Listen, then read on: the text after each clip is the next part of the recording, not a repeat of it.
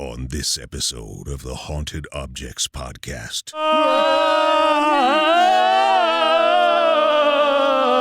That one was your favorite and it's gone forever.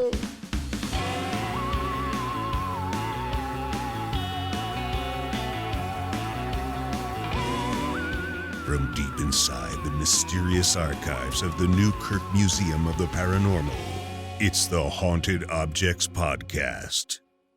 You will like and subscribe. You will like and subscribe. You will like and subscribe. That's right. We're in a secret society. And maybe, if you wait till the end of the episode, you'll be able to join this secret society as well. Dana, you like to snoop. What is the weirdest thing you've ever found while snooping? So my friend Kelly and I, one time we snooped in her parents' house and we found their BDSM trunk. Yeah, it was a literal trunk full of like... Toys? I think at the time I didn't really know what any of it was because we were like teenagers. I think we were like 15 maybe. Why your dad got a leather ski mask? Yeah, it was like a gimp mask. No, there was actually a gimp mask? Yes. And there was just like all the accoutrement that you can think of was in that case. And we didn't touch anything. We were just like, and then we closed the lid and I had to live with that every time I like saw her parents. I'd be like, hi. Oh, it was your friend's parents too? So like multiple, like I would see them often. And you were like how old? Probably like 15 or 16. And you still snoop? Yeah, I feel like I probably have suppressed this memory for the most part, which is why I've continued snooping, but it is in there for life. What, were her parents hot? No. They never are they? Yeah. They never are. I mean, do your thing, whatever. It's our fault. We shouldn't have been snooping through their private stuff, so and yet, we deserved it. Yet you persist. Yeah, I know. I have no idea why I do that. Well, the scariest thing that I've ever found while snooping was a fucking skeleton. A human skeleton. That's pretty good, actual skeleton in a closet, hidden in a wall in an abandoned building. When I was a kid, my friends and I, we had a sleepover at my house. And across from my house, across the street, there was an old building. My friends and I snuck over there one night in the middle of the night because we knew that there was a window that was unlocked that you could get in. Breaking and entering. Have we had enough time so that you're not going to get in trouble for this? Oh, this place burned down, so I'm not worried about it anymore. It's gone. So we'd heard a rumor that there was a hidden false panel on the wall in this building. And we found the false panel. You popped it open, and it clipped open. Mm-hmm. And on the inside was a coffin that slid out of the wall. Mm-hmm.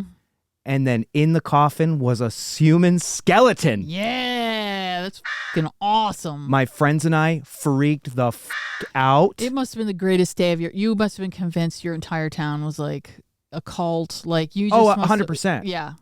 Totally, it was like a Goonies summer, like, that summer. Like Buffy, basically, in real life. We could not keep our fucking mouths shut about it. We like told people like, we were in this place and there's a skeleton in the wall and there's a cult. Because they had they had all kinds of like weird robes and all kinds of weird stuff in this building. Uh-huh. And I regretted it immediately because the next time we went back to take other friends, we popped open that panel. It was gone. And it was gone. Wow. The coffin was gone. The skeleton was gone. Were you extra suspicious, though? Were you like... Oh, dude, everyone was in a cult. The cult took their thing and they left town.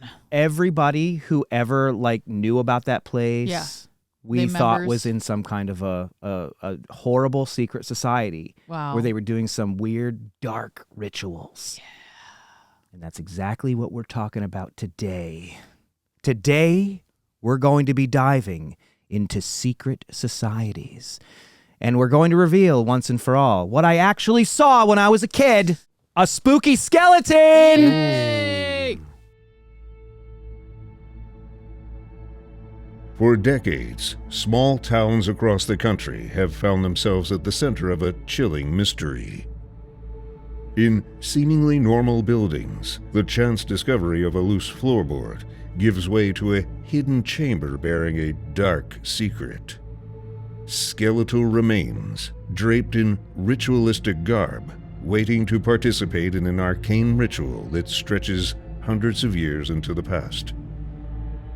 After every discovery, whispers quickly spread that the mysterious skeletons may be evidence of a dark cult lurking in the heart of rural America.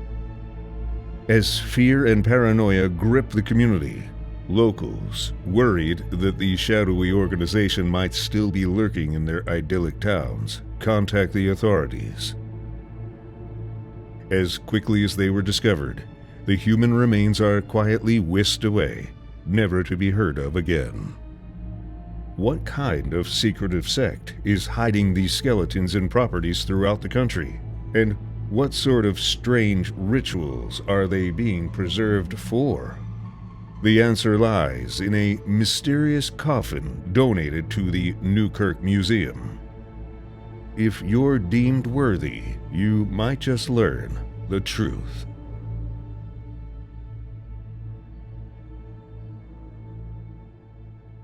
Why are skeletons so fucking creepy? Because they're inside of us. Oh, they're always there. Did you ever do that thing when you were a kid where like you open your mouth and like look at your skeleton teeth? I used to do it all the time when I was a kid. You like stretch your lips so you can see what your skeleton mouth would look like. You never did that? You ever done this, Keelan? No. I understand what you're saying. Yeah. I think you should do it right now. I'm not doing it right now. Good try, Keelan. I used to do it, and then I'd get scared. I'd be like, huh, and I'd stop, and then I'd do it again. And like, I was obsessed with the idea that there was like a skeleton inside of my body. It scared me, but it also made me excited and happy. You're fucking weird, I man. know. I liked it because I was like, there's a creepy thing inside of me. Isn't it weird though that so many secret societies they love to like use skeletal imagery? Yeah, because it's fucking metal. It is kind of awesome. metal. It is pretty fucking cool. Yeah. Would you ever join a secret society if you were offered? Yes. You would? Yes. What about you guys? You ever been in a secret society? I mean, nothing I would consider a secret society. I was in the Brownies for like a hot second. Yeah, I was Boy Scout for many a year. And that's basically a secret society. Yeah, you had to take oaths, didn't you? I mean, it was like a weird mashup of a secret society, a paramilitary organization, and a bunch of Native American role-playing that to date... Oh, didn't really age? I wonder. I've not reflected on it. Is but I that wonder. is that what you did in the... Yeah, I mean, it's like there's the Order of the Arrow that you join up at a certain level of like a Cub Scouts thing, I think. So it's a lot of like symbolism of bows and arrows and going out into the wild and stuff like that. But I've never really thought about it in a 2023 sort of a way. Maybe they've updated it since then. I don't know. I feel like the ACBTF is kind of a bit of a secret society. It's very exclusive. There's a lot of speculation about what it is that we're doing every single day. It's true. Oh yeah, I see stuff like that all the time. Yeah, there's people. So there's actually people who think that we're in some weird secret cabal. Here's the thing. I'm not a conspiracy theorist. I don't believe in conspiracy theory, but I'm obsessed with conspiracy theorists. And I love... You believe in some conspiracy theories. I definitely do believe in some. Not the bad kind. The fun kind, not the bad kind. And that's getting smaller and smaller every moment of the day. It really is. But I often will see conspiracy theorists that are like you in the ufology world that think that we're CIA or that we're like we're part of like, you know... Yeah, we're being used to push a certain message. Yeah, I see it all the time. I think, and I'm like, you guys really missed the mark on that one. There's people who think that the museum membership is a secret society. Sure. I guess it kind of is. Yeah, it's sort of a secret society, You can join, you can pay dues, you get cool stuff, you get membership pins and weird stuff like that.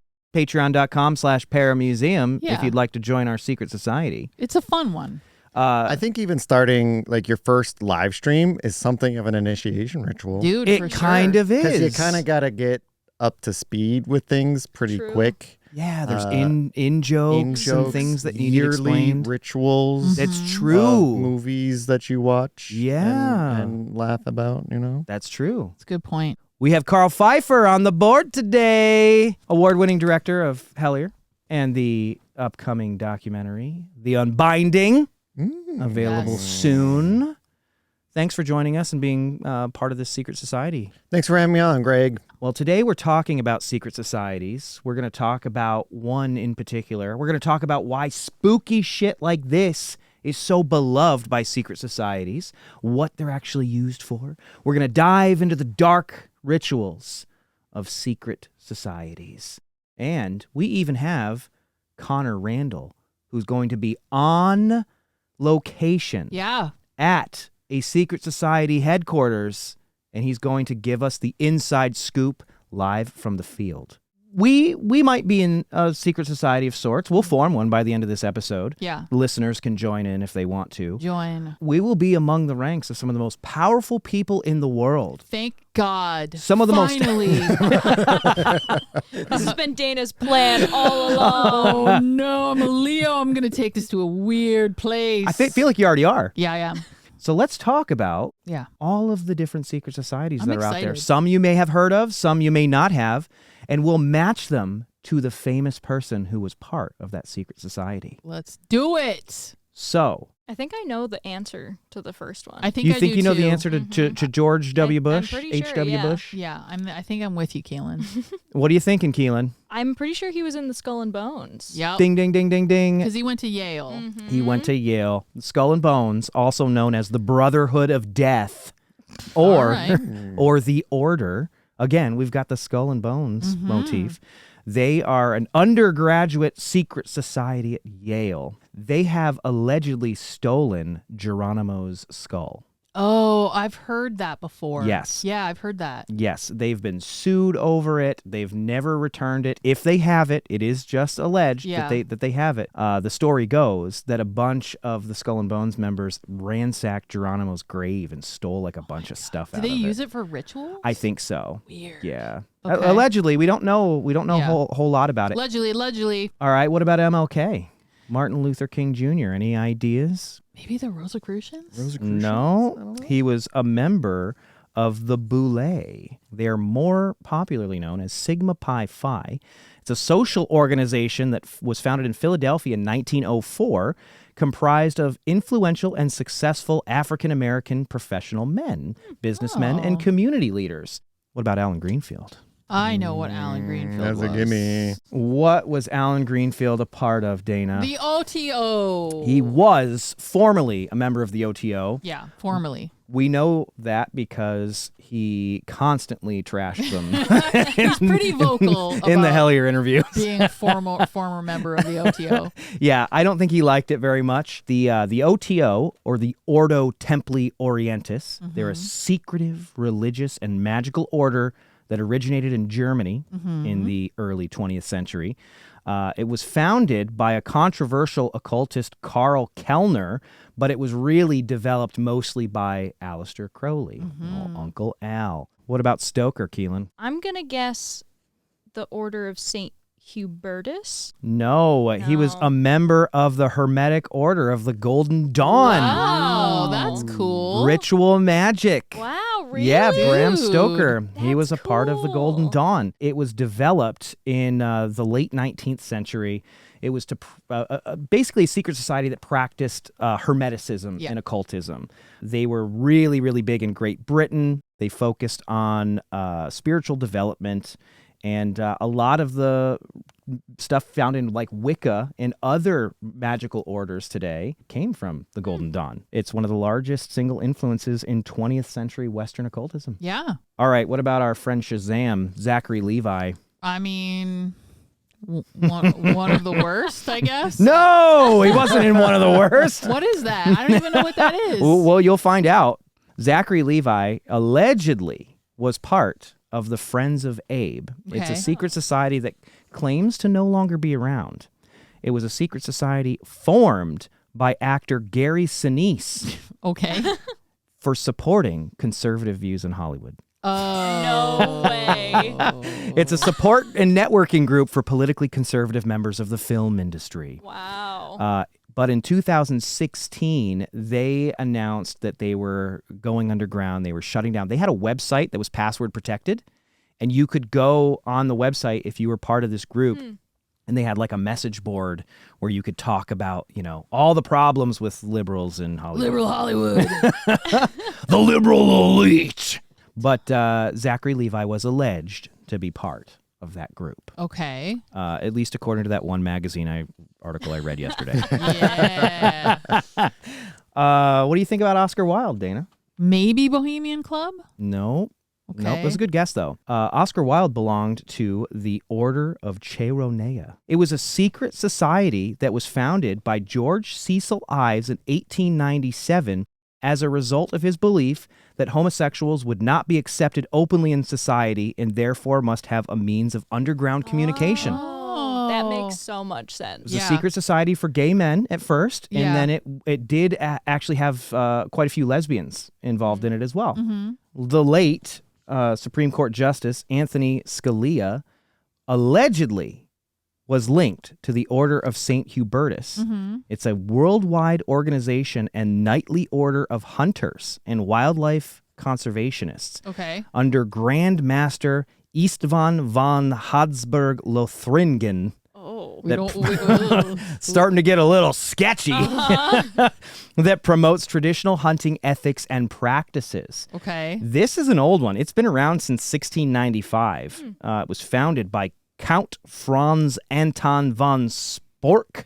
Von Spork. Who brought together noble hunters from Austria, Bohemia, and other countries throughout the Habsburg Empire. The order gained attention in February 2016 when U.S. Supreme Court Justice Antonin Scalia died while staying at their ranch. Mm-hmm. Oh, I kind of remember this. Why He's- do I remember this? Yeah, he stayed at their ranch in Presidio County in West Texas. The owner of the ranch, John P. Poindexter, as well as What? C. Allen Foster, that's his real John name. P. Poindexter. Poindexter. They claimed that he had no connection, that Scalia had no connection to the order, and he was just there to go hunting. But come on, Wow. there was a link at the very least. That's at the very crazy least. that Poindexter is a real name. That's a real name, right? P. Poindexter. Yeah, that's he got bullied. He definitely got bullied. You guys know what Nixon belonged to, right? Is that Bohemian Club? It's the Bohemian Club. Yeah. Where the global elite meet and perform their satanic rituals. I think that video's awesome. It's so stupid, I though. It's wanna just go. a bunch of old dudes just hanging out. I mean, they're doing everything that all people do in secret societies. Yeah. Every July, Bohemian Club meets a lot of the richest and most powerful people in the world, men only. Still, to this day, men only. What's going to happen when a woman is elected president? Yeah. It's like all the presidents Ooh. go to Bohemian Yeah. Grove. Oh, interesting. They'll just invite her husband. Ugh. You know it's true. They'll invite, You know it's You know what true. they'll do? They'll invite the vice president, Oh. probably. Yeah, probably. If it's a man. There's a 2,700-acre campground that they meet for 2 weeks of, quote, heavy drinking, super secret talks, druid Super worship, secret talks. druid worship, Druid worship. Okay. and other rituals, which they insist they're just revering the redwoods. Yeah. The thing that got Alex Jones all worked up is they have this ritual called the cremation of care. Yes. And it's just the burning of an effigy Yeah. to basically say, God like, forbid you have to use, I don't know, discernment and recognition of like symbology. but it's ritual. spooky. Ugh. It's spooky. All these old powerful guys just hanging out, burning their cares. Yeah, Anyway, that sounds lovely.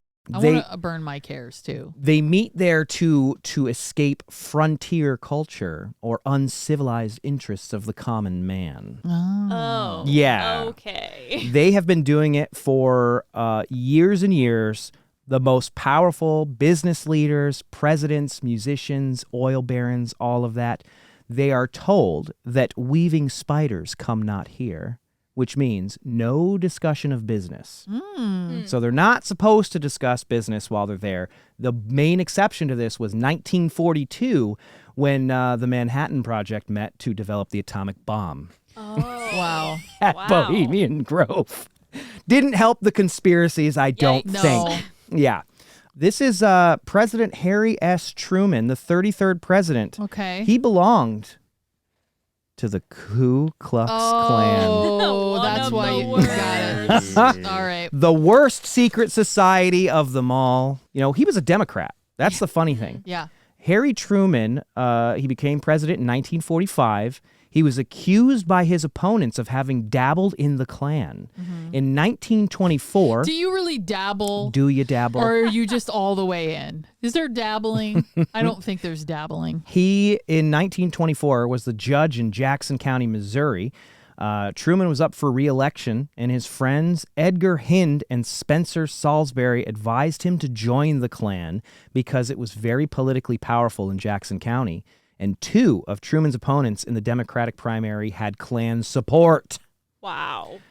Truman refused at first, but he did pay the Klan's $10 membership fee and planned a meeting with a Klan officer. Truman was inducted into the KKK, but was never active because he did not enjoy the fact that they did not like Catholics. Oh my f***ing God. So he was like, I can the racism, okay, but like Yes. Catholics. Okay. According to Margaret Truman's account, the Klan officers demanded that Truman pledge not to hire any Catholics or Jews if he was reelected, and Truman refused and demanded his $10 membership fee back. His $10 membership fee. Because most of the men he'd commanded in World War I were Irish Catholic. Wow. So there you go. He was technically in the Klan Wow. and left because they didn't like Catholics. Yeah. Nice guy. Priorities. What a guy. Yeah. So that's a primer on some of the Wow. secret societies that you may have heard of. Yes. Probably several that you haven't. Yeah, there were a lot there that I'd never heard of. There's a bunch, and there were a lot of very famous people who belonged to these secret societies. They were a Yeah. big deal. Now, there is one secret society. I think I've actually seen conspiracy theorists say that we are in this secret society. I have heard that we are in this secret society. Just me, you, and Beyonce. Jay-Z. And Jay-Z's Jay-Z. in it. Yeah. It's the Illuminati.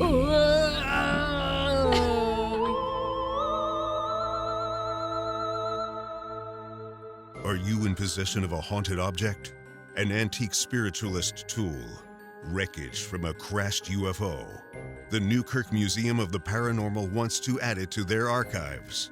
Whether your strange item is causing you paranormal problems or is simply a supernaturally significant relic worthy of curation, we want to hear from you. For more information on our acquisition process, visit paramuseum.com.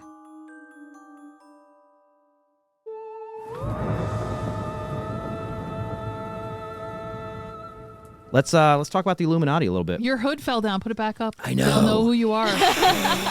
Okay, let's talk about the Illuminati. Keelan, what can you tell us about the Illuminati? Oh boy. Well, the Illuminati was real. Which It was real? It was real. I didn't know that. I fully thought they were made up. To be completely honest. For sure. So yeah, the Illuminati was an Enlightenment age secret society. Okay. It was created by a university professor named Adam Weishaupt in May of 1776 in Bavaria, Germany. No kidding. So it was real. So they really were the radical liberals of their time. No That's joke. hilarious. They were advocates of free thought, secularism, gender equality. They Very were, progressive. yeah. Very much the opposite of what they're thought of being today. Yeah, exactly. And this was 1770s? Yeah, yeah. Wow. That was what they stood for, and they actually they went into Freemason lodges to recruit people. Oh, so they were like a Wow. secret society within a secret Yeah, society. Yeah, and it seems like there was potentially like them members of the Illuminati sort of taking up positions of power potentially Yeah. to try and create these changes that they wanted to. Not like a giant upheaval, Sure. it didn't seem like. The order was infiltrated, broken up, and suppressed by government agents of Charles Theodore, who was the Elector of Bavaria. That must mean like the president or I something. guess, probably. Basically the leader. Yeah. Oh, wow. So he was worried that secret societies were becoming hotbeds of conspiracies to overthrow the Bavarian monarchy and its state religion, Roman Catholicism.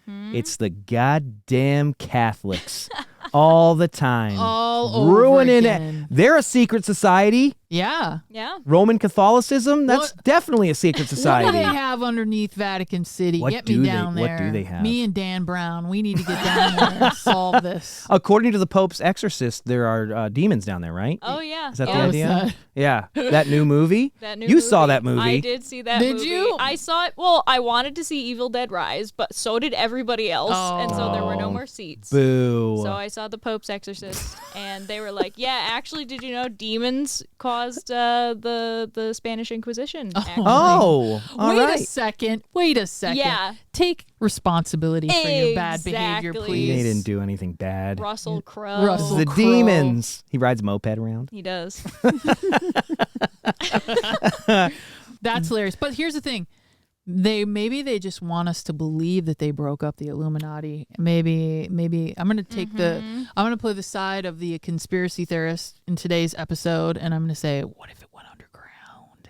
Well, that's what a lot of people believe. Yeah. A lot of people believe that it went underground. Yeah, maybe I don't want to take the side of the conspiracy Maybe you theorist. don't. Now that I'm thinking about it, I'm like, no. Maybe you don't. Yeah. Because Yeah, it yeah, was yeah. around the interwar period of the 20th century when fascist propagandists Yeah. began to use the idea of the Illuminati as a way to assume that Jews were controlling the Yes. world. It's so funny that this thing that lasted for less than 10 years is sort of like this perfect like thing that they could use and say like, oh, it was the Illuminati. Yes. You could build it into whatever you wanted it Yeah. to be at that point in time. When the irony is that initially it stood for, wonderful things, not Yeah, and terrible things. social progressivism, Yeah. gender in equality. a time that was wildly unheard Yeah, of. and then somebody takes it and turns it into something really nasty. Horrible propaganda Yeah. machine. So a lot of it was like propaganda against communism Yeah. and the quote unquote Jewish elite. Yes. That's where a lot of that shit comes from. Yeah. The Yeah. banking industry and all that shit. They wanted both finance capitalism and Soviet communism. Oh. Oh,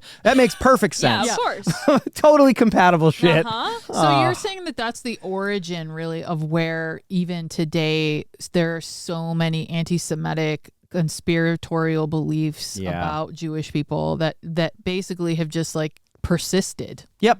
Yep. There's horrible. there's two particular people that are called out quite often when it comes to all of that like revisionist history Yes. of what the Illuminati was. It's Nesta Helen Webster. She was a British revisionist historian. And then there was American socialite Edith Starr Miller. They popularized the myth of the Yeah. Illuminati conspiracy. The problem Gross. is that stuff could have gone away. Yeah. It could have gone away. It's worse than ever. It's worse It's than ever. literally worse than ever. And you want to know the ironic part about all of this is the people that we have to blame are Robert Anton Wilson and the Discordians. What? The Discordians, they were a big sort of like mischievous counterculture movement in the 60s. Yeah. They wrote the Principia Discordia, Yeah. which is kind of it's almost like a parody of a secret society. And there's a guy who has studied all of this Illuminati shit. His name is David Bramwell. He's an author and a broadcaster.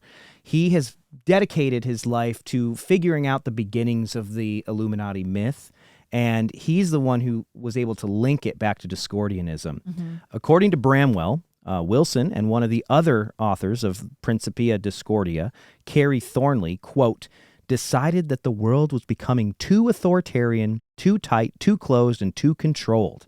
They wanted to bring chaos back to society and shake things up, and the way to do it was to spread disinformation, to disseminate misinformation through all portals, through counterculture, through mainstream media, through whatever means was available. And they decided to do that initially by telling stories about the Illuminati. Okay. Wilson worked for Playboy. He and Thornley started sending fake letters from readers talking about the secret elite society that they called the Illuminati. They would send in more letters to even contradict the ones they'd just written.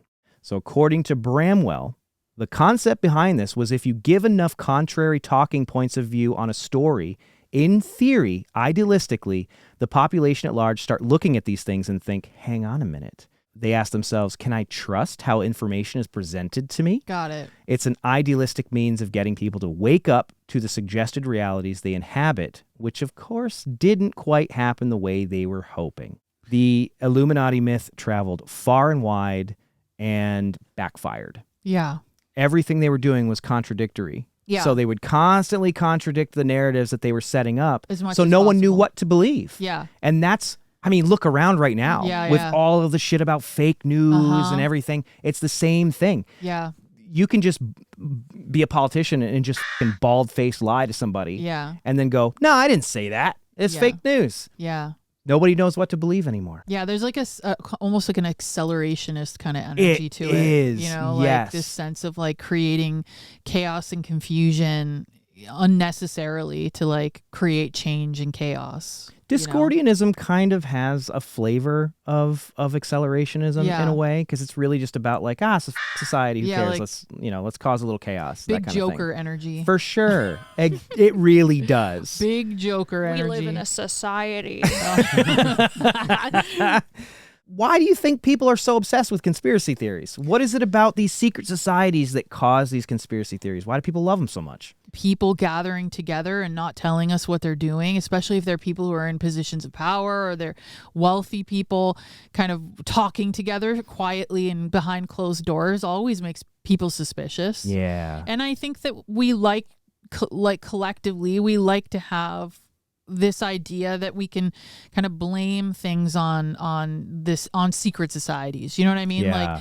Like we can blame, if we feel as if we're disenfranchised people, we can blame the secret society for keeping us disenfranchised or keeping us, you know what I mean? Like that kind of thing. Yeah. But I think that when people gather behind closed doors, specifically people who are in positions of power, obviously causes people to be suspicious. I can't help but feel like there's an element of jealousy in there too, at play, where it's like, well, there's a group of people that think they're better than me and they're meeting together and they're planning stuff and I want to be part of that. So they must be bad guys. Yeah. That's probably part of it. Sure. It makes the chaos of the world make sense. That's exactly. Yeah. It's like it gives people bad guys so they can be like, this is why this is the thing. Everything's bad because secret societies are making it bad. And it's just sort of like, I would imagine that it's very comforting in a world that is so chaotic to like compartmentalize it in a way that makes you feel like there are bad guys in the world and then there are good guys in the world, and most of those bad guys are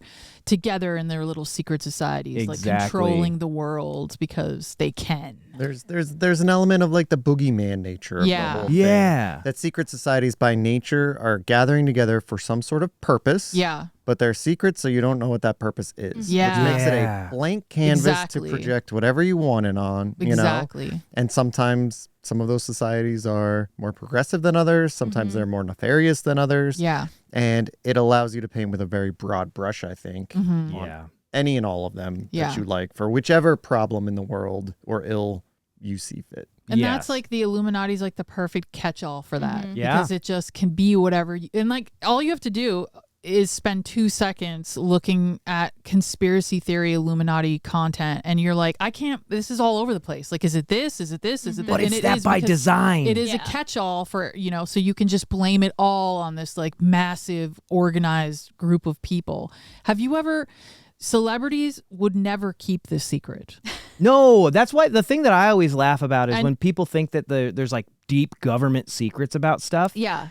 It's the government's not a monolith for one, and neither are celebrities. Yeah. So they love to talk. Celebrities, a lot of them even tip off the paparazzi to let them know where they're going to be. Yeah. They are very bad at keeping secrets. Sure. And like, there are going to be people that would argue that like, there are people who in the core of the Illuminati are people who are keeping these great secrets and all that kind of stuff. But like it when you look at it as a whole, it is so the Illuminati has just become whatever people want it to be. Yeah. It's just a big, scary group of bad guys that they can pin all of these different, blames onto.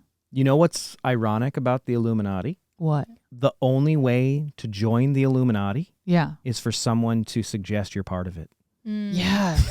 Does that mean that we technically are in the Illuminati? I think that means we're in the Illuminati, guys. People are going to...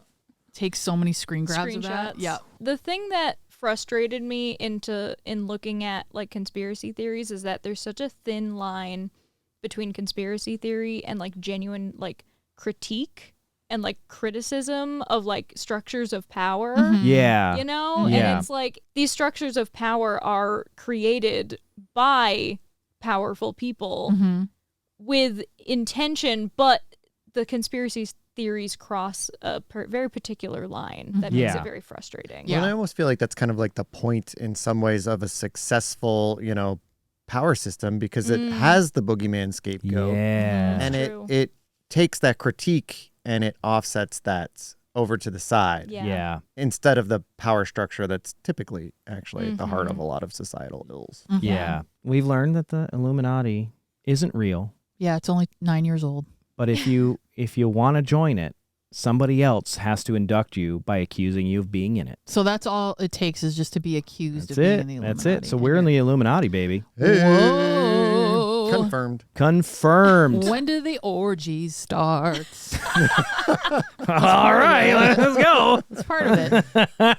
I'm more interested in the money. Oh. Give me the riches. You want give me that the riches of the Illuminati Illuminati. dough? Yeah, give me those hookups. What would you do if you had like Illuminati connections? I'd like decide I'm going to be like something that I absolutely shouldn't be. You know what I mean? Like I'd be like, I'm going to be a pop star. You're making this happen for me. Holy And people could be like, how did this lady become a pop star? You know You what I mean? hate attention like that But too. you know what That's I mean? so Like, funny. It would just be like it would be my instinct would be to do something that like normally would never happen. Yeah. You know what I mean? It would Yeah. just be funny. I think it would be funny. You wouldn't eat like an endangered animal? No, never. I wouldn't. I'm a vegetarian. I'd hunt a human being. Yeah. The Most dangerous game. This is taking a dark turn. Dark turn. Well, Connor has a special treat. He is standing outside the Brotherhood of Magicians Denver headquarters. Incredible. Incredible. And he's about to enter into the headquarters, and he's going to give us the scoop Yeah. on all their secrets, on all their tricks. He's going to show us how it's done. This is a scoop of a century. Scoop of a century. You're not allowed ever into these places. Yeah. You know how hard it is to get into the Magic Castle? Incredibly hard. I had to go, but I didn't want to go. Connor, are you there? Hey guys. Can you hear us, Connor? Yeah, I can hear you. Where are you, Connor? Okay, so I'm actually outside one of the meeting places of the Brotherhood of Magicians. The Brotherhood of Magicians is an organization that meets and essentially shares secrets to tricks and illusions, shows how to do certain card flourishes and things like that. Sometimes there's like seminars on how to talk to girls, or, back in the early 2000s when Chris Angel was a big deal, you could buy like affliction merchandise at the meetings, and sometimes people who are in the Brotherhood just meet and, talk bad about psychics and stuff like that. Connor, aren't you worried that you're going to get in trouble with the Brotherhood for this? Yeah, so actually, like, as a member of the Brotherhood, I'm able to sort of know where some of the secret hiding places are. So behind that door there is one of the meeting locations. Connor, Uh-huh. Hey, Connor, there's somebody behind you. Yeah, you say remind you? No, there's guys with masks behind you. Yeah, I can remind you. Okay, so, like, for example, the secret to the spirit slates, right? So the spirit slates is... Why didn't you say something?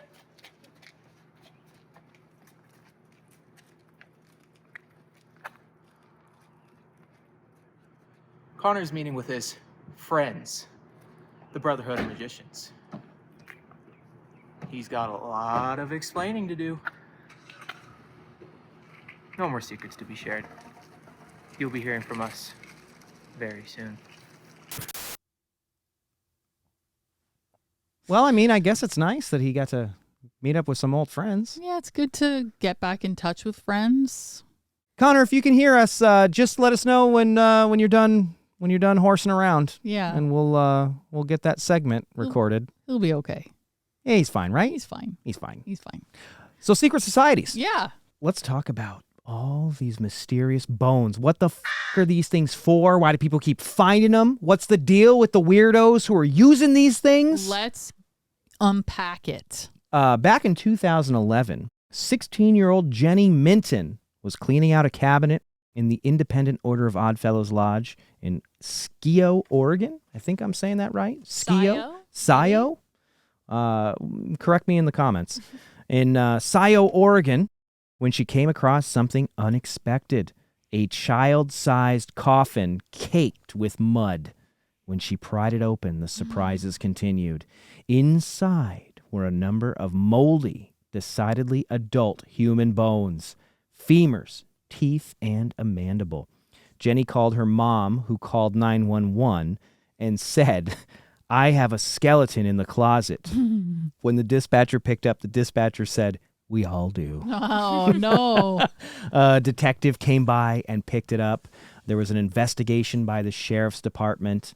Eventually, the bones made their way to the Oregon State University osteology laboratory. I mean, I guess that makes sense, too. It would, because they're like human remains without any explanation. I mean, you're supposed to call the police anytime you Yeah. find human remains. Yeah. Obviously. Even if you're like kind of convinced you found human remains, you Yeah. should call the police. 10 years before that, there was an electrician in Warrenton, Virginia. His name was Paul Wallace.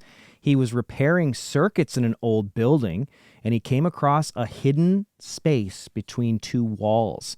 When he tugged on the contents of the space, he found a black box, and inside was a skeleton covered in a white shroud. That guy must have pooped his pants. That was basically what happened to my friends and I. But you were looking for it, We right? knew that there was a skeleton in Yeah. the wall. We just didn't expect to actually find it. This we guy thought he was opening a box full of like gold nuggets or something. maybe he thought he found somebody's BDSM stuff. Or that too. He was like, sweet, finally. He was like, "Oh, good, it's just a skeleton." Yeah. I would have been happier finding a skeleton, to be honest with you. A little before that, in 2008, there was a man in Wayne Township, Pennsylvania. His name was David Simmons. He was renovating his grandfather's home when he saw something unusual between the floorboards of a crawl space. He shined his flashlight in, and he noticed an old clock, a lantern, and 50 bones. Whoa, 50 bones is in $50? Nice. Nice. I gotta say though, all these skeleton discoveries, I'm assuming, did not help with satanic panic very much. No. People were freaked They out. must have been like, "Oh, here we go. And here then- we go." You know, dumb kids like me would Yeah. hear these stories Sure. and we'd be freaked out because it's like there's a cabal across the country. Yeah. And what are all these people doing with all these bones, all these human bones? And sometimes there's swords with them. Sometimes they're covered in sheets. Yeah, Sometimes ritual it's- implements. Yeah, there's dark rituals happening in these abandoned buildings. That brings us to the Gatekeeper. The Gatekeeper is one of these mysterious skeletons. It was from a lodge out in Missouri, in Liberty, Missouri. It was given to us by our friends Jesse and Melissa Limecooler. They are the owners and proprietors of the Belvoir Winery. Lovely place, beautiful. Lots of weddings happen there. Yeah, it's so beautiful. Please go and stay if you ever get the chance. Absolutely. We've stayed there numerous times. Yeah, Strange Escapes will do an event there almost every single year, Yep. which is very fun. It's also super haunted. It's very haunted. Legit, very haunted. I mean, there are like skeletons hanging Yeah. out in there, like actual legitimate skeletons. Yeah. And this place has been featured on Ghost Adventures. It's been on the show Kindred Spirits. We've experienced weird stuff there too. Yeah. This guy, once we brought him home, we sat down and we did an Estes method session with it. We did it live for museum members because it had a vibe. It's a skeleton. It had a vibe. And we thought, well, this thing's been used in so many rituals. Let's sit down and see if this thing has anything to say. Dana is the one performing the Estes method. If you're not familiar with it, it is a kind of technologically assisted mediumship. So you wear a blindfold, you use a particular set of headphones, and you just kind of go into a trance-like state and then say the things that you're hearing through this sweeping radio circuit. Was developed by Carl and Connor. Carl, the guy who's producing this podcast right now. You've seen it in Hellier. You've probably seen it in Spirits of the Stanley. You've seen it all over Paranormal TV. It's At this point, yeah. blown up in the last few years. So let me read you a little bit of this this spooky ass shit that Dana was saying while channeling whatever intelligence was attached to this thing. "We are 9 of 7 and 3, the voice said. We have come together It's the perfect storm. Can you tell us your names, I asked. Nicholas. Most of us are 3. The responses were strange and ritualistic, not the kind of responses we were used to receiving from the spirits that we interpret as human. 500 men walked towards the spirit, looking forward to the next stage, open for the angel. Boo. Gatekeeper. Who is the gatekeeper, I asked. A tool, prince of the night, gatekeeper, a symptom of change. Who is the symptom of change? You know that I am a symptom. A symptom of what, I asked. A symptom of chaos. I do the work. Who is this? Who am I talking to? I do the work and make you accountable. For what? You think. Take control. A line, living privilege. The pendulum swings both ways. At this point, a strange humming noise started to fill the room. The hand shakes, both hands, a doorway. Would you facilitate communication for us, I asked. The change of lifetimes, infinity, the dance of the living and the dead. The air became thick and charged with electricity, and the hair on my arms stood on end. The night is not to be feared. Listen, count. Count to what, I asked. The doorway. Dana momentarily slips out of the trance to mention that her fingers and toes have gone numb. In prayer from beyond the abyss. What do we need to facilitate that contact, I asked. Here, not a receptacle. Well, you're not a receptacle, but you are a passage to be explored, a wormhole. Who do we need to address to use this tool, I asked. A portal, a vacuum, anonymous, eternal, responsive, unwavering, beautiful, a long way, unending. I don't remember saying any of this stuff. Any of it. And what is it like? Because all. we watched this live stream. It's like 2 hours long, two and a half. Yeah. It's from 2018. It was right after the Gatekeeper showed up. Yeah. What was it like watching that footage? Because you never really watch your Estes Method sessions back. I try not to. Like, if I do, I try to listen to them. I try not to watch them. For some reason, that makes me feel better. Yeah. But I think that it is gross and scary, and I don't like it at all. It's so scary. It's not. Here's the thing. It's not. And funny. What's funny is all of these years later, looking through this, and like we rewatched parts of it, and just sort of reading it. It's very creepy. It's very poetic in a lot of ways. But ritual is kind of creepy and kind of poetic, and it's meant to get you into a specific mindset. It's meant to bring you into a specific place, and so it kind of makes sense to me that all of this language would be associated with this object. And the more interesting to me is that since 2018, I have spent a lot of time as a student of the occult, like studying the occult. Sure. I didn't have any of this information prior to this. Yeah, that's the weird part. I was not. I've always been an observer of occult things, but I've never really considered myself a student, and I really have become a student over the past couple of years. So like, even just reading some of this now, I'm like, oh, well, that makes sense. Yeah. But at the time, I really didn't have that kind of database to be pulling some of this stuff out of, which is very interesting. This thing, when we asked for a name, it first said Nicholas. Yeah. But then it only referred to itself as the Gatekeeper. Yes. We didn't name this. Yes. Sometimes the artifacts that we receive in the museum, the things that the museum acquires, we give them an interesting name. Yeah. This named itself. It did. Let's get into why that name is interesting and the history of this skeleton and the many others that were found all over the country over the last couple decades. It was kind of an epidemic for a while. People were finding so many of these skeletons that the secret order that was involved with the skeletons had to come out and reveal, no, this is what they were used for, because people were freaking out. Even today, I went to the Zach Baggins Museum in Las Vegas, and there's a whole section on this secret order. Yeah. But it's all made out that they're dark rituals. No, they're doing secretive dark rituals. And it's called nuance, dudes. It's called symbology, dudes. And it's scary. No, it's scary. It is scary. It's supposed to be scary. That's the point. Let's talk about The Oddfellows. The Oddfellows. The Oddfellows. Oddfellows.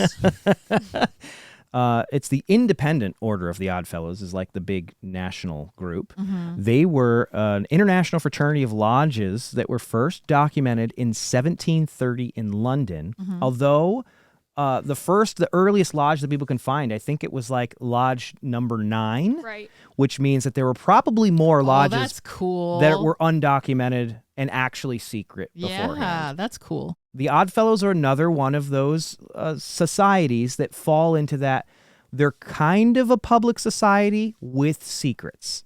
So they're not a society that you're not supposed to know about. They're very public. Like if you know their symbols, they have their names on their lodges, on Yeah. their buildings. Yeah, but you it's their see them rituals. all the time. Yeah. Yeah, their rituals are what are secret. So why are they called the Oddfellows? Keelan, you were digging into this earlier. A lot of these fraternal orders, like the Freemasons as well, Yeah. they came from trade guilds. So the Freemasons were stonemasons. Right. One of the theories for the Oddfellows is that they were a collection of like odd or like miscellaneous trades. Oh, that makes That's so sense. cool. Like odd Yeah. jobs. Right. So they weren't exactly. necessarily just odd guys. Right. They were just involved in jobs that didn't fit with other fraternities. Right, exactly. That's Aha. cool. Mhm. What a cool name to have settled on, too. I Like know. Oddfellows. It just sounds cool.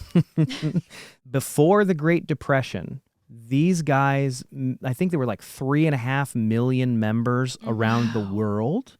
But then through the Great Depression, Yeah. there wasn't a whole lot of money to go around for charity work. Sure. And they never really recovered from Yeah. it. They became even more secretive after that. I think these days there's like 500,000 that they count. And most of these are older guys. Yeah. They have a problem getting younger people to join these secret societies. I want to be an Oddfellow. You could be. I kind of want to be an Oddfellow. They were one of the first fraternal organizations to accept women. Yeah. Didn't you say that was after the Depression? They were like, we got to get our numbers up. I believe so, but before then they had the auxiliary of the Daughters of Rebecca. So Right. they were like kind of the same thing, but they kind of just had their own meetings. They were a big deal too. Like there were a Yeah. lot of very notable people who were part of it. Charlie Chaplin was part of it. Mm-hmm. P.T. Barnum, Charles Lindbergh, Wyatt Earp. They were even heads of state as far up as Winston Churchill, Franklin, and Eleanor Roosevelt. They Mm-hmm. were members of the Oddfellows. What did the Oddfellows stand for? So their main symbol is these 3 interlocking chains. It's a 3-chain link, and they represent friendship, love, and truth. Oh, which- those are nice. Yeah, it's very nice. It's very nice. It's very live, laugh, love. It is the live, laugh, love of fraternal orders. I hope that they have it painted on a barn door hanging somewhere in the lodge. Yeah, in like Cursive. a cursive. Yeah. Yeah, Yep. just hanging it in a white font. Yeah. Their requirements to join are that you have to believe in a supreme being. Okay. So it doesn't necessarily have to be the Christian God. You just kind of like AA, right? You've got to like It's give a yourself higher over to a power. higher power. Yeah. So you had to believe in a supreme being. You needed to be of good character. You need to be. I'm out. Most of I us look are through gone. your shit, I keep admitting I'm like snooping. They're not gonna take me. They're not gonna take me. You had to be at least 16 years old. And this is the funny one. We were talking about this one earlier. They suggested that you don't talk about religion or politics in the order, Yeah. which is, it seems to kind of defy their history, doesn't it? It really does. Like all of these fraternal orders really started as trade people coming together to talk shit about the monarchy and Yeah. the government and discuss religion. Like Yeah. that was their purpose. And then the government didn't like that and suppressed a lot of these secret societies and fraternal orders. And when they came back out of it, it seems like a lot of these secret societies, when they came back together, were just like, all right, let's just not talk about politics or religion, which I feel like takes a lot of oomph out of it. So what the is the deal with their skeletons? Why in the world do these nice old men who just care about helping people have so many skeletons in their closets? Because they're secret devil worshippers. That's going to get clipped. Don't use that. Yeah. What is the actual reason, Dana? Well, so the skeleton itself is obviously a symbol that we can look at and meditate on our lives. We can meditate on our mortality. And I think that it's pretty well known that the skeletons were really used for that in rituals. It was a moment for you to have a reflection and to think about your life and to think about mortality and to think about what that meant, and maybe walk away from that experience a changed person, and maybe someone who appreciated life a little bit more and appreciated the experience of life. The skeletons were used in an initiation ritual. Actually, it was the first initiatory ritual in becoming an Oddfellow. Yeah. Was using the skeleton. The way that this ritual works is that you were originally, they don't do this anymore, but you used to strip naked. You'd be stripped naked when you were inducted. Naked. I think that they had like an obstacle course almost, Sure. with like dangers along the road. It's That's- basically a yeah. play. And you were blindfolded. You were hoodwinked. They have these particular kinds of that's blindfolds right. That's right. that are hoodwinks, and so it's almost like aura goggles, but Yeah. they're black. Yes. And then there's a little twisty turny thing on the side that flips the goggles up so you can see. Yeah, they're very like steampunk looking. Yes, it's supposed to represent ignorance in life, Yeah. ignorance in the darkness of life. You have to go through these. Sometimes, like in the Baggins Museum, one of the things that they did is they replicated part of the ritual where you had to crawl through a crawl space that was painted black. It was supposed to be spooky, scary. I don't think that the Oddfellows ended up in a room of haunted dolls. Yeah. That's the Baggins Museum. But the point is, you would be ushered through this play, this interactive play, and then at a specific point, you're in a room and you hear whoever's leading the ritual. They begin to pound on the ground, and then at one point, the hoodwinks are opened up, and you're gazing face to face with one of these guys, with one of these skeletons. Usually, they were an actual human skeleton. Yeah. And you were left alone in the room to sit and contemplate your own mortality. The idea being you would realize that life is short. Yes. And you should not waste your life. Yeah. You should spend your life doing good things that improve the lives of others. And what a lovely, uncomplicated ritual. Yeah. Would be so impactful. I mean, like the nudity, obviously they don't do it anymore. But I mean, think about what the nudity meant. It meant you were vulnerable. You didn't feel protected. You were literally the way you were when you were born. Yeah. And so there's something kind of lovely about and very simple about this perfect little ritual that takes you to this moment of reflection and consideration for how beautiful life is, Yeah. and how special it is, and how much we should appreciate and take get the most out of it. It's a spooky skeleton. Yeah. Because it's supposed to be spooky. Yeah. It's supposed to scare you. It's supposed to make you sit there and think about mortality, Yeah. which is scary for a lot of people. Most of us, there's some sort of inner reverence we feel when we see bones, when we see body parts. If we're at a museum or we're somewhere, you find yourself not wanting to talk loudly around. There's a sense of reverence. There's a realization that what you're looking at is the remains of someone who lived a life. So Yeah. it's very cool. I think it's a neat ritual. Is that what you were doing when you were pulling your lips back, trying to look at your own skeleton? I think, here's the thing. As a child doing that, I think that what I was doing was actually finding ways to not be scared of things. You were self-initiating. I was self-initiating. Wow. Literally, I was like looking at something that scared me that lived within myself, and it scared me less. I actively remember thinking that as a kid. It's funny because I think maybe a lot of people do this naturally sometimes. I remember when I was a kid, I had a crippling fear of the dark. Yeah. Like horrible, horrible fear of the dark. And it didn't end until one day I made myself go stand out in the middle of a cornfield. And I stood there for hours. At night, in the middle of the night. And I just stood there. And then aliens probably abducted you. Well, that was another time. Yeah. And it wasn't until then that I was like, okay, I'm not afraid of the dark anymore. Maybe that is a form of self-initiation. I think kids do lots of self-initiations like Yeah. that. They kind of know, We- whether we- they know or not, they do it. We endure initiations all the time. Yeah. They're just not quite as memorable as being led naked through an obstacle course Yeah. and then confronted with a skeleton. Yeah. We should all be so lucky. Yeah. Kesha got to do it. We did watch an episode of Conjuring Kesha Yeah. the other day. I kind of loved. There's elements of it I like. Yeah. I loved the title, which is Kesha Confronts Mortality. I think. And so Kesha actually went through a version of that initiatory ritual. Yeah.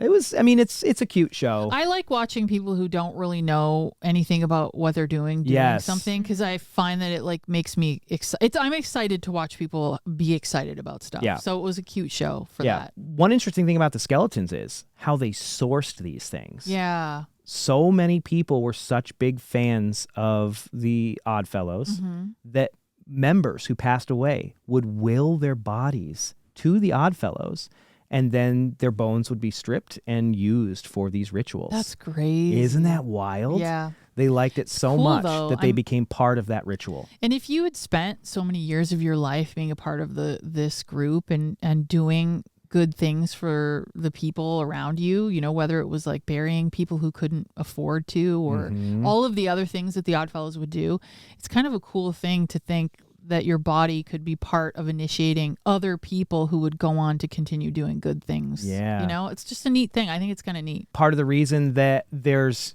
a papier-mâché skeleton here, there's actually a lot of them. Plenty of people have found papier-mâché skeletons. Yes. It's because during the height of the Oddfellows, they couldn't source enough skeletons. Yeah, they couldn't find enough bodies. They could not find enough skeletons. They didn't have enough donated.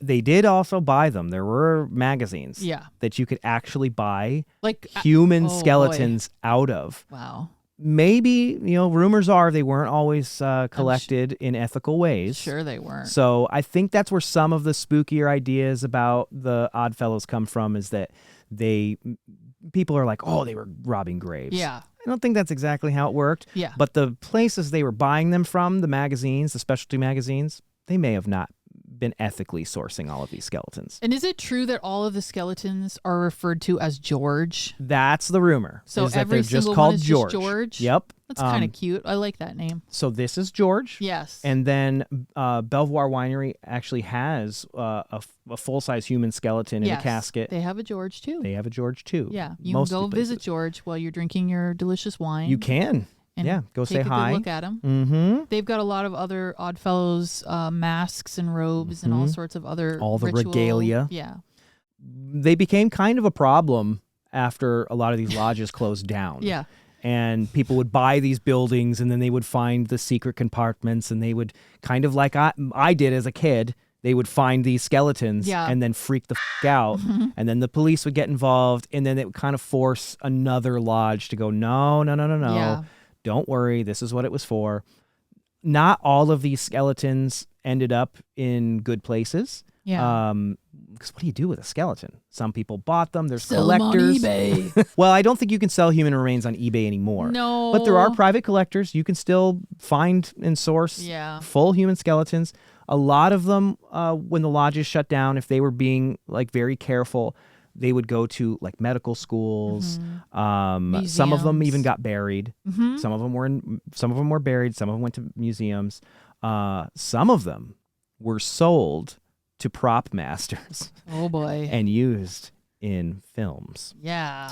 Dawn of the Dead, the George Romero classic, actually has an Oddfellows skeleton in it that nobody knew was there until like a police officer who was on set noticed it. Oh boy. And went, that's real. Yeah.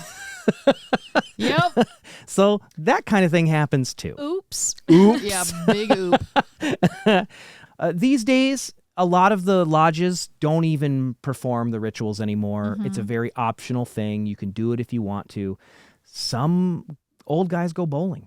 Yeah. Some old guys get together, stare at skeletons, and then drink. Yeah. We watched a video the other day it was of so wholesome and what was it, Denmark? I think so, It was a group in Denmark, and in the whole video was just them hauling beer into the hall. Yeah, and then having like a light dinner and hanging out and talking to each other. It's just old dudes hanging out, having a good time, enjoying each other's company. Yeah. That's really it. There was that very nice video of the guy with the little cabinet like drawer thing, like describing the symbols of each degree. Yes. Which was just very, very nice. We'll link it in the show notes so you can check it out. But it's lovely, and it's not spooky at all. In fact, the juxtaposition between watching the Conjuring Kesha episode. Yeah, it was pretty jarring. And then immediately watching that. Watch this old man go, well, our tenants are, live, laugh, love. Yeah, essentially. It was pretty jarring. Yeah, they're not a cult. They're just wildly misunderstood. Just a bunch of cool old dudes just trying to help people perform charitable works. Today, when you go to Belvoir, if you go and walk up behind the winery, there's an Oddfellows cemetery. So it's it's an example of like what they were doing. It's literally an Oddfellows cemetery where they were burying people. Belvoir Winery is the most exemplary of the tenets of the Oddfellows as you can get. Yeah. Because not only, like you said, they have that cemetery there. They did have a cemetery. They also had still. a hospital and an old folks home there where they took care of the elderly. Yep. And then the building itself actually didn't just house a meeting lodge. It actually housed an orphanage. Yeah. One of the coolest things about Belvoir Winery is when you're walking up the stairs in the middle of the building, if you look to the left and right, the far left and right of the stairs, you can actually see where the kids' feet have worn down the wood from walking single file up and down to their different rooms and their... Greg and I got the opportunity to spend a night there before their inn had opened, because now they have an inn and you can spend the night. We were the first people to spend the night there. We were sleeping on the 3rd floor, and which was, I believe, where the kids stayed.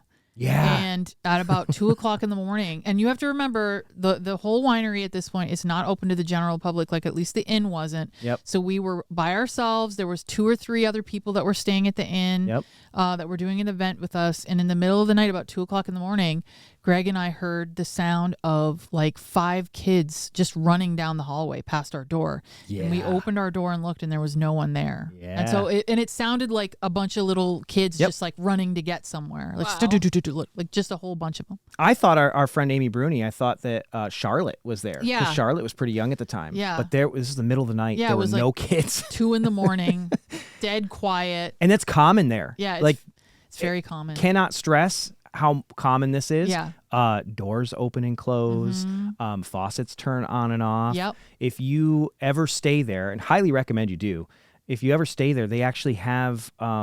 they're like guest booklets that they leave there where you can kind of like write down a message for the people who are in the room after you.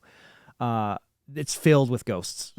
Filled with ghosts. So many people. There's people who leave in the middle of the night sometimes because they're freaked out. Yeah. Wow. Yeah. It's one of the most haunted places I think we've ever investigated. Yeah. It's really, really cool. It's very fun. At least the kids are having fun. Yeah, for sure. For sure. It's not, and that's the thing. It's like fun spooky. Yes. Not scary spooky. Yes. Not really scary spooky. Why do you think that the Gatekeeper was so fucking spooky? Why do you think it was saying such spooky things during that Estes Method session? Why is there... Because there's definitely a vibe around it. Yeah. Like this thing, it was used in a lot of rituals. Yeah. It feels strange. Yeah. And you kind of get that same spookiness when you're sitting there looking at it yourself. Our friend Michelle Ballinger has used a term once that I really liked called ritual architecture. Yeah. And so I think this object has that ritual architecture. It's like it's built into the architecture energetically of this object. And that no matter what, that's what we're kind of interacting with. We're interacting with the interweavings of that ritual architecture. Yeah. And it comes out in a spooky way because it's mysterious, because it's symbolic. It's meant to connect with the subconscious mind. It's meant to create change within the subconscious mind and then within the conscious mind. So of course it's going to be a little frightening. It also is a symbol of our mortality. It is supposed to be kind of scary. We're supposed to have a fear. We're supposed to experience that fear. And then potentially that fear subsides into an appreciation for the time that we have here on this planet. So I think equal parts ritual architecture, energetic ritual architecture. And I think having had all of these experiences, these men had all these experiences with this countless object.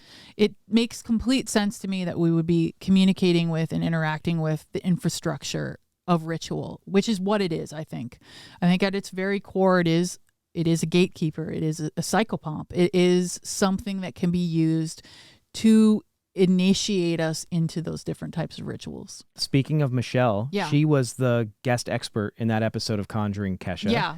And she even called the skeleton there a gatekeeper. Yeah, which is very weird.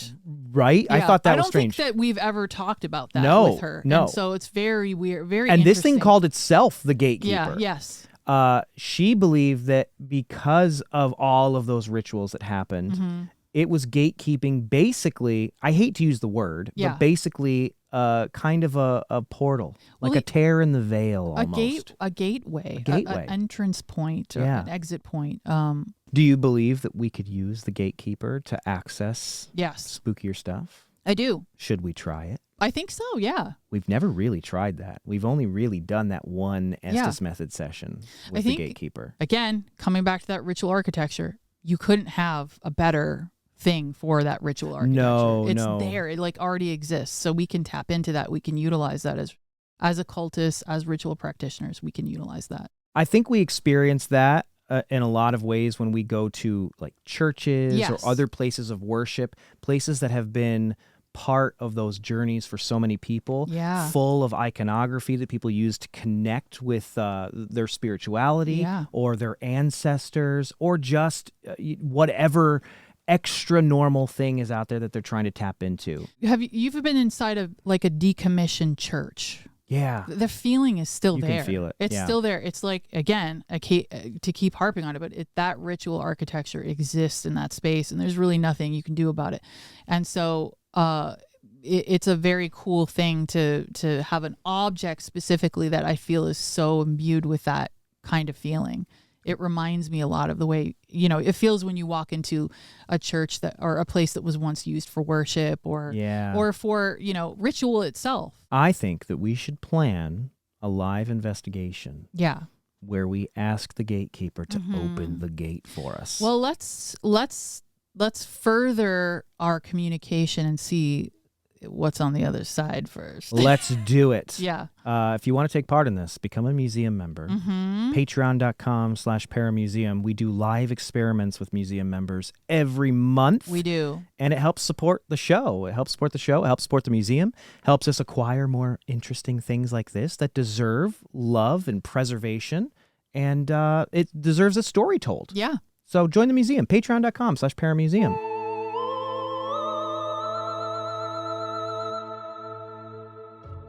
This episode is brought to you by the Newkirk Museum of the Paranormal Membership Program. Become a museum member and take part in live paranormal investigations. Receive Dana's Magic of the Month subscription box, access in-depth artifact case files, and gain access to hundreds of hours of exclusive content available only to members. To become a member, visit patreon.com/paramuseum.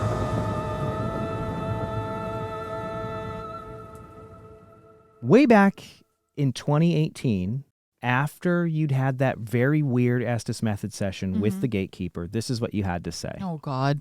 You said... Did I say after it possessed me? Yes, you did. And my head spun around and pea soup shot out of my mouth? Yep. You said, I think I know what this is. I think we need to consider all of the emotional energy and reflection of death that has been focused into this thing by hundreds of men over decades of ritual. It wasn't always this way, but at some point, this thing became a door. We are speaking with the gatekeeper of that door. See? You knew back then, too. I knew it back then. Secret societies are fun as hell. Yeah. I think we should form our own secret society. Let's do it. I think we should form one, and I think that the listeners should be part of this secret society, too. It's time to induct the listeners into the coolest, most awesome, powerful secret society of them all. Sacred Order of the Haunted Object. This shit is absolutely getting taken out of context. Yes, it will be. It's great. Yeah. All those people who say that the museum is a cult, this is just Yes. making it worse. Let's use the Oddfellows as an example. Yeah. They have 3 tenets. So we Yes. should have 3 tenets. We should. I think the most obvious one is something that the Newkirk Museum has always stood for, which is to choose curiosity over fear. That really is the message of everything we do, is to not do the easy thing, which is to go, I don't understand that thing, so that thing must be evil. I'm going to be scared of it. And some people, particularly in paranormal television, they love to make those things like the bad guy, and then they are there to be the hero and strike it down instead of understanding the thing. We're always trying to understand the things that scare us. So I think the first tenet should be to choose curiosity over fear. Are we in agreement? Yes. Yes? To choose curiosity over fear. Tenet 1. Tenet 2, I think, should be to be a good ghost machine. And what I mean by that is we talk a lot here about the power of storytelling. We talk about the power that is in repeating something so many times that it becomes true. We engage with these things so often as paranormal investigators. I would argue that 90% of the ghosts that we come across are because people have created them. Yeah. Call it an egregore, call it a thought form, tulpa, whatever you want to call it. We engage with them all the time. We've talked about them on this show. And so one of the things that we are constantly trying to do is be a good ghost machine and not a bad ghost machine. Are we all in agreement? Yes. To be a good ghost machine. We have one more tenet, Oh, no. and it's something else that the Newkirk Museum really does stand for. Yeah. And that's to do the fucking research. Do your f***ing research. Do your fucking research. My favorite tenant. Read a book. It is. It's Read my a book favorite. about it. Read a fucking book. Read a book about Read a it. book. We're all about reading books. Yeah. We often joke that Hellier is a show about people reading books and discovering things. This podcast involves so much research. Everybody's reading so much stuff. We're constantly, and that's really a way to connect with the first tenet, curiosity over fear. If you're curious enough to investigate the thing that spooks you, the thing that scares you, you learn more about it. Yeah. And it's oftentimes becomes less scary. So maybe the third tenet should be as simple as do the fucking research. Yeah. Are we all in agreement? Yes. Do the fucking research. What are the rules of acceptance? You know, the Oddfellows, you had to be 16. Yeah. You had to be of good character. Yeah. You had to believe in a higher power. Yeah. I think we can Can throw scrap all those three out. of those. Yeah. We don't need those. Good character. No. Maybe it's as simple as this. The only rule for acceptance into the sacred order of the haunted object is that you must like and subscribe, rate and review. Are we in agreement? Yes. Yes.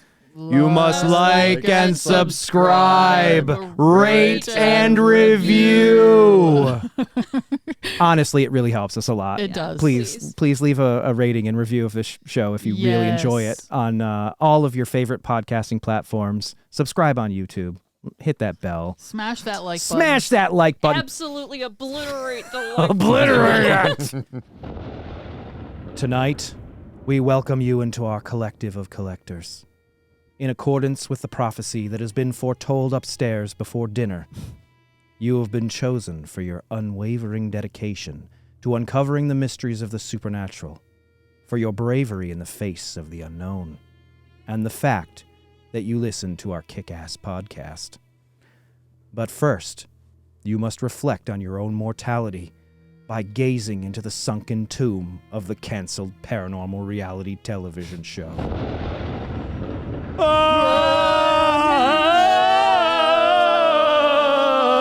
That one was your favorite and it's gone forever. It'll never be renewed. You'll have to watch it in reruns.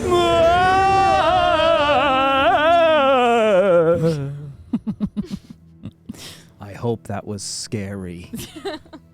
You are now part of a sacred fellowship that stretches back to at least last week, and your role is crucial in ensuring that the cursed and haunted objects we possess are kept safe and secure. We trust that you will uphold the values and traditions of our order and use your knowledge and expertise to spread curiosity while dismantling fear. Welcome, Initiate, to the sacred order of the haunted object. May your journey through the dark be filled with wonder, discovery, and at least 100 episodes of this podcast. One of us. One of us. How was that? Was that good? Was that spooky? Yeah. I think so. Is everybody spooked at home? Spooky? Are you scared? Guys, are you scared? If that didn't work, just look at the skeleton for a little bit. Just pause the video and stare at the skeleton. Wait, did you guys not have your hoods down the No, whole time? I just took. Oh, Yeah, I okay. pulled mine up. I was like, oh, okay. Listen, the secret order has only existed for a few days. We're still figuring it out. We're still figuring it out. Yeah. But welcome to the secret order. Pretty cool. Pretty cool. We're all Yeah. members now. Everybody's a member. Now you don't have to be jealous of anybody else because you're Yeah. already in the coolest secret society ever. We learned a lot about spooky stuff today. We did. And it turns out, as usual, it ain't as spooky as it It's sounds. a lot of baloney in there. It's spooky on purpose. I think that there's something about secret societies that speak to a part of us that desires to belong. It's a part of us that desires to have secrets and maybe to be part of something that feels special. We all want to feel special. I think in that way, the Gatekeeper really speaks to what it's like to be in a secret society, but it also speaks to what people outside of these secret societies are thinking. Because it's scary. It's a scary thing that's scary for a reason. It's meant to be scary because it keeps people out, but it also has an object lesson. It also teaches you something about what it is to belong. And that is why the Gatekeeper is a haunted object. The Haunted Objects podcast is hosted by Greg and Dana Newkirk, produced by Connor J. Randall, with photography directed by Carl Pfeiffer, and features exclusive artifacts from the Newkirk Museum of the Paranormal. To learn more about the artifacts featured in this episode, take part in live interactive experiments, and enjoy exclusive Haunted Objects content, become a museum member at patreon.com/paramuseum. This has been a Planet Weird production. The Hollywood elite, the global elite. The global Oh, elites. boy.